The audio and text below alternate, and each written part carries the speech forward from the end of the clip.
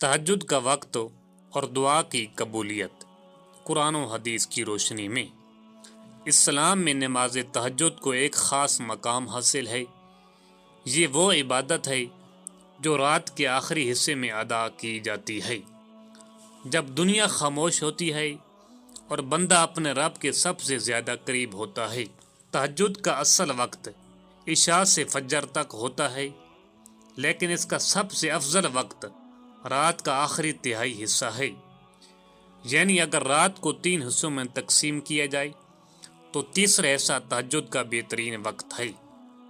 قرآن کی روشنی میں اللہ تعالیٰ قرآن مجید میں فرماتے ہیں، سورہ الاسراء ترجمہ، اور رات کے کچھ حصے میں تہجد پڑھا کرو، یہ تمہارے لیے اضافی عبادت ہے۔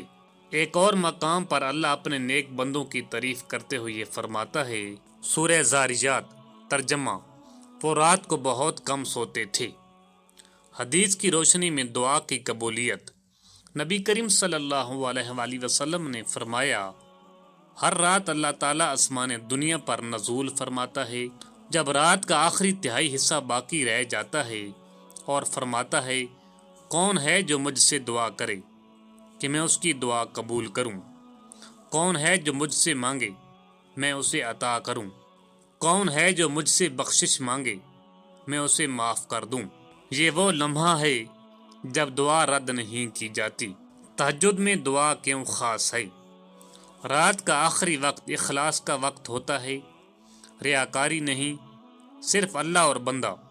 دل نرم ہوتا ہے، آنکھیں نم ہوتی ہیں، گناہوں کی معافی اور حاجات کی قبولیت کا بہترین وقت ہے۔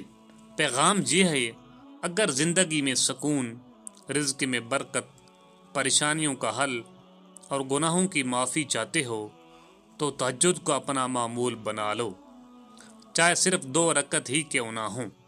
اللہ ہمیں تہجد کی نعمت نصیب فرمائے، آمین۔